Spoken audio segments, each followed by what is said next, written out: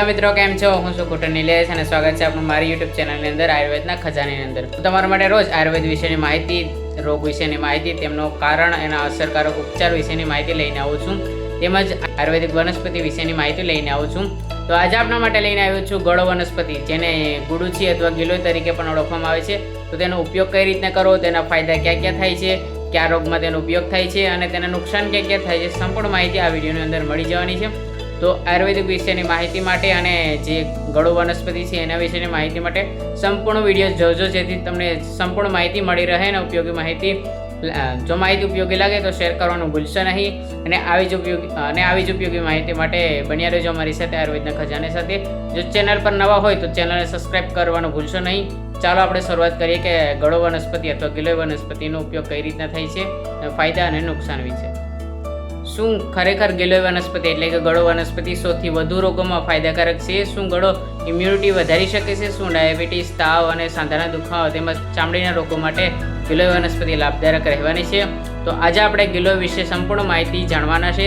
કદાચ તમે પહેલાં ક્યારેય નહીં સાંભળી હોય, તેમજ સાથે આપણે જાણીશું કે ગિલોયના ફાયદા ક્યાં છે, યોગ્ય ઉપચાર ક્યાં છે અને યોગ્ય ઉપયોગતાના ક્યાં ક્યાં છે, આયુર્વેદમાં તેનું મહત્વ અને તેના સંભવિત નુકસાન વિશે. તો વિડીયો અંત સુધી જરૂર જોજો. તો આપણે શરૂઆત કરીએ કે ગિલોય વનસ્પતિ એટલે ગળ વનસ્પતિ છે શું. ગિલોય વનસ્પતિનું વૈજ્ઞાનિક નામ ટાઇનોસ્પોરા કોર્ડીફિલા છે. તેને ગુજરાતીમાં ગળો, હિન્દીમાં ગિલોય અને સંસ્કૃતમાં અમૃતા પણ કહેવામાં આવે છે. આયુર્વેદમાં ગિલોયને અમૃત સમાન ઔષધિ માનવામાં આવે છે, કારણ કે તે શરીરની રોગપ્રતિકારક શક્તિ વધારવામાં મદદરૂપ થાય છે. ગિલોય એક વેલ પ્રકારનો છોડ છે, જે સામાન્ય રીતે લીમડાના ઝાડ પર ચડેલી જોવા મળે છે, તેમજ બીજા ઝાડ પર પણ જોવા મળે છે. લીમડા પર ઝાડ પર ચડેલી જે ગળોનો વેલ છે તે ખૂબ જ ઉપયોગી માનવામાં આવે છે, કારણ કે તેની અંદર પોષક તત્વોની માત્રા વધારે હોય છે. ગિલોયમાં રહેલા પોષક તત્વો, તેની અંદર કયા કયા પ્રકારના પોષક તત્વો રહેલા છે? ગિલોયમાં અનેક પ્રકારના ઔષધીય તત્વો રહેલા છે, જેમ કે alkaloids, glucosides, steroids, flavonoids, antioxidant, calcium, iron, copper અને ફોસ્ફરસ જેવા તત્વો રહેલા હોય છે. આ તત્વો શરીરના વિવિધ અંગોને સ્વસ્થ રાખવામાં મદદરૂપ થાય છે. તેમજ આયુર્વેદ અનુસાર ગિલોયના ગુણ કેટલા પ્રકારે માનવામાં આવે છે? આયુર્વેદ અનુસાર ગિલોયના ઘણા પ્રકારના ગુણ છે તે ઉપયોગી માનવામાં આવે છે. તો સૌથી પહેલાં આપણે જાણીશું કે આયુર્વેદ અનુસાર ગિલોયના ક્યાં ક્યાં જે ઉપયોગ છે તે રહેલા છે. તો સૌથી પહેલું છે ત્રિદોષનાશક, કે તે વાત, પિત્ત અને કફને સંતુલિત રાખવામાં મદદરૂપ થાય છે. બીજું છે જ્વરનાશક, ત્રીજું છે રક્તશોધક, ચોથું છે પાચન સુધારનાર, પાંચમું છે રોગપ્રતિકારક શક્તિ વધારનાર, છઠ્ઠું છે શરીરમાં ઝેરી તત્વો એટલે કે ટોક્સિન, તેને બહાર નીકળવામાં મદદરૂપ થાય છે. તો આપણે વારાફરતી જોશું કે તે કઈ રીતના આપણા શરીરમાં ફાયદાકારક સાબિત થાય છે. તો પહેલું છે ઇમ્યુનિટી વધારવામાં મદદરૂપ થાય છે. ગિલોયને સૌથી મોટો ફાયદો એ છે કે તે ઇમ્યુનિટી વધારવાની ક્ષમતા ધરાવે છે. જો લોકોને વારંવાર શરદી થતી હોય, ઉધરસ આવતો હોય, તાવ કે ચેપી રોગ થતો હોય તો ગિલોયનો ઉપયોગ કરવો લાભદાયક બની શકે છે, જેનાથી રોગપ્રતિકારક શક્તિ વધે છે અને આ બધા રોગોની અંદર તેનો ઉપયોગ શરૂ થાય છે. તે રોગના નિવારણ માટે નહીં, પરંતુ આપણે તેને શરૂઆતથી લેવો જોઈએ, જેથી આપણે રોગપ્રતિકારક શક્તિ વધે અને આ બધા રોગ આપણી નજીક આવી ન શકે. બીજું છે તાવમાં ઉપયોગી. આયુર્વેદમાં ગિલોયનો ઉપયોગ વાયરલ ફીવર એટલે કે તાવ માટે, મેલેરિયા માટે, ડેન્ગ્યુ બાદ જે નબળાઈ છે તેને દૂર કરવા માટે જેવી પરિસ્થિતિઓમાં સહાયક ઔષધિ તરીકે માનવામાં આવે છે. પરંતુ તેનો કઈ રીતના ઉપયોગ થાય છે તે તમને આગળ સમજાવવામાં આવે છે. કોઈ પણ ઔષધિનો ઉપયોગ છે તે ડાયરેક્ટ આપણે કરવો ન જોઈએ. યોગ્ય સલાહકાર, વેદ છે અથવા ડૉક્ટરની સલાહ બાદ જ તેનો ઉપયોગ કરવો જરૂરી છે. ત્રીજું છે ડાયાબિટીસમાં મદદરૂપ. કેટલાક અભ્યાસો સૂચવે છે કે ગિલોય છે તે બ્લડ શુગરને નિયંત્રિત કરવામાં મદદરૂપ થાય છે. તો જે લોકો ડાયાબિટીસની દવા લે છે તેને ડૉક્ટરની સલાહ મુજબ જ તેનો ઉપયોગ કરવો જરૂરી છે. ચોથું છે પાચન સુધારે છે. ગિલોય વનસ્પતિ છે તે અપચો, ગેસ, કબજિયાત, એસિડિટી જેવી સમસ્યાઓમાં સહાયક બની શકે છે. ગિલોય છે તે લીવરની કાર્યક્ષમતા સુધારવામાં મદદરૂપ થાય છે. લીવરમાં જમા થતા ઝેરી તત્વો એટલે કે ટોક્સિન છે તેને દૂર કરવામાં મદદરૂપ થાય છે. છઠ્ઠું છે સાંધાના દુખાવામાં કઈ રીતના લાભદાયક રહેવાનો છે. ગઠિયા અને સાંધાના દુખાવામાં ગિલોયનો ઉપયોગ કઈ રીતે કરવામાં આવે છે, જે આયુર્વેદ વર્ષોથી કરતા આવે છે, તો તે શરીરમાં સોજો ઘટાડવામાં મદદરૂપ થઈ શકે છે. સાતમું છે ચામડી માટે ફાયદાકારક. એ ગિલોય રક્ત શુદ્ધિકરણ માટે મદદરૂપ થાય છે, જેથી તે ખીલ છે, ફોડલા છે, એલર્જી, ખંજવાળ છે તે બધાને દૂર કરવા માટે ઉપયોગી થાય છે. આઠમું છે વજન ઘટાડવા માટે સહાયક. ગિલોય શરીરનું મેટાબોલિઝમ સુધારવામાં મદદરૂપ થાય છે, જેથી યોગ્ય આહાર અને કસરત સાથે તેનો ઉપયોગ કરવાથી વજન ઘટાડવામાં ખૂબ જ મદદરૂપ થઈ શકે છે.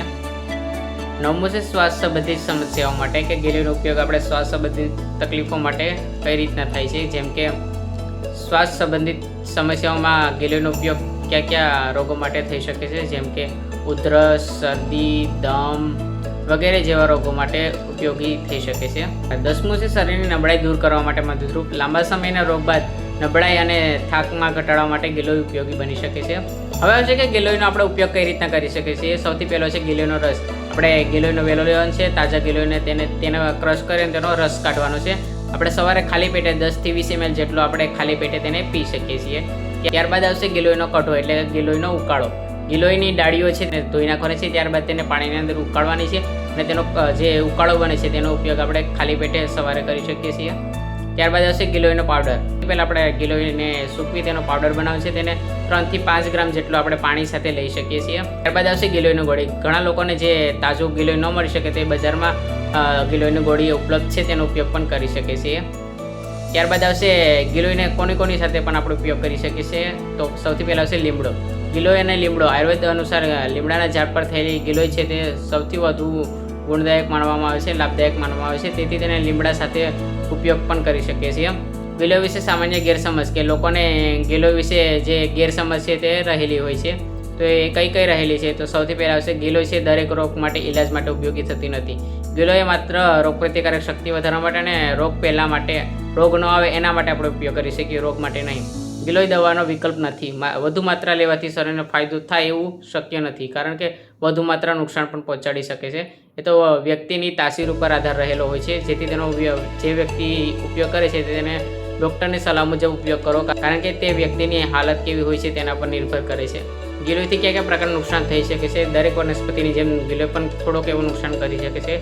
પહેલું છે બ્લડ શુગરવાળા દર્દી છે અથવા ડાયાબિટીસવાળા દર્દી છે, તે દવા લેતા હોય તો તેને ઉપયોગ ટાળવો જોઈએ, કારણ કે તે દવા લેતા હોય અને આનો પણ ઉપયોગ કરે તો બંનેના ઉપયોગથી મોટી નુકસાની પણ થઈ શકે છે. બીજું છે પેટની સમસ્યાઓ. વધારે માત્રા લેવાથી પેટમાં દુખાવો પણ થઈ શકે છે, કબજિયાત પણ થઈ શકે છે, ઉલટી પણ આવી શકે છે, જેથી તેનો મર્યાદિત માત્રામાં ઉપયોગ કરવો જોઈએ અને ડૉક્ટરની સલાહ મુજબ તેનો ઉપયોગ કરવો જરૂરી છે. આ સિવાય પણ જે લોકોને ગંભીર સમસ્યા હોય, જે ગંભીર રોગો થયેલા હોય છે, તેને પણ ઉપયોગ ટાળવો જોઈએ. ગર્ભાવસ્થા અથવા સ્તનપાન કરતી મહિલાઓ છે તેનો ઉપયોગ આનો ટાળવો જોઈએ. તો આપણે જાણીશું કે ગિલોય કોને ન લેવો જોઈએ. ગર્ભવતી મહિલાઓ છે, નાના બાળકો છે, તેમજ ગંભીર રોગવાળા જે દર્દીઓ છે અથવા જે ડાયાબિટીસવાળા દર્દીઓ છે તેને ઉપયોગ ડૉક્ટરની સલાહ મુજબ જ કરવો જોઈએ, કારણ કે ગંભીર રોગવાળા દર્દી છે તેના માટે આનો ઉપયોગ ડાયરેક્ટ કરવો હિતાવહ નથી. મિત્રો, ગિલોય વનસ્પતિ જે ગળ વનસ્પતિ છે તે આયુર્વેદ મુજબ ખૂબ જ મહત્ત્વની ઔષધિ છે. તે ઇમ્યુનિટી વધારવામાં, તાવ માટે, પાચન શક્તિ વધારવા માટે, ચામડી અને સાંધાના દુખાવા માટે વગેરે જેવી સમસ્યાઓ માટે સહાયક બની શકે છે. પરંતુ કોઈ પણ ઔષધિનો ઉપયોગ છે તેનો યોગ્ય માત્રા સિવાય તેનો ઉપયોગ કરવો નહીં. યોગ્ય ડૉક્ટર અથવા નિષ્ણાતની સલાહ લેવી ખૂબ જ જરૂરી છે, કારણ કે ડાયરેક્ટ તેનો ઉપયોગ કરવો આપણા માટે હાનિકારક હોઈ શકે. ખાસ કરીને જે લોકોને ગંભીર સમસ્યા છે અથવા બીજી કોઈ તકલીફ છે તેમને ડાયરેક્ટ તેનો ઉપયોગ કરવો નહીં, ડૉક્ટરની સલાહ જરૂર લેવી જોઈએ. મર્યાદિત માત્રામાં ઉપયોગ કરવાથી ખૂબ જ ફાયદો રહેલો છે. આપણે કોઈ પણ પ્રકારનું નુકસાન ન થાય અને યોગ્ય માત્રા જળવાઈ રહે, અને આપણે જેમ બને તેમ ઓછી માત્રામાં તેનો ઉપયોગ કરવો જોઈએ. પરંતુ તેના મહત્ત્વ જાણી લીધું, આપણે તેનું મહત્ત્વ જાણ્યું કે તેનો કયા ક્ષેત્રે તેનો ઉપયોગ થઈ શકે છે અને કયું નુકસાન પણ થઈ શકે છે, જેથી આપણે તેનો સાવચેતીપૂર્વક ઉપયોગ કરવો જોઈએ અને ડાયરેક્ટ તેનો ઉપયોગ ટાળવો જોઈએ. જે લોકોને ગિલોય વિશેની માહિતી ન હોય અને ડાયરેક્ટ તેનો ઉપયોગ કરવો ન જોઈએ અને ડાયરેક્ટ કોઈ પણ વેલનો ઉપયોગ કરવો નહીં અને ડાયરેક્ટ કોઈ પણ આયુર્વેદિક ઔષધિનો ડાયરેક્ટ ઉપયોગ કરવો નહીં. તેમની યોગ્ય માત્રા કઈ રીતના ઉપયોગ કરવાનો છે તે જાણ્યા વગર તેનો ડાયરેક્ટ ઉપયોગ કરવો નહીં. જો તમને આ માહિતી ઉપયોગી લાગી હોય તો વિડીયોને લાઇક, શેર અને ચેનલને સબસ્ક્રાઈબ કરવાનું ભૂલશો નહીં. અને કોમેન્ટમાં જરૂર જણાવશો કે ગિલોયનો ઉપયોગ કઈ રીતના તમે કરો છો. તો આવી જ ઉપયોગી માહિતી માટે તેમજ આયુર્વેદ વિશેની તેમજ દરેક રોગ વિશેના કારણો અને અક્ષર ઉપચાર માટેની માહિતી તેમજ અસરકારક ઉપચારો માટેની માહિતી માટે બન્યા રહેજો અમારી સાથે. તો આવી જ રીતના તમારે દરેક આયુર્વેદિક તેમજ રોગ વિશેની માહિતી માટેની માહિતી મળતી રહેશે. તો આવી જ રીતના સપોર્ટ કરતા રહેજો. તો ફરી પધારશું નવા વિડીયો સાથે, નવી આયુર્વેદિક માહિતી સાથે. ધન્યવાદ.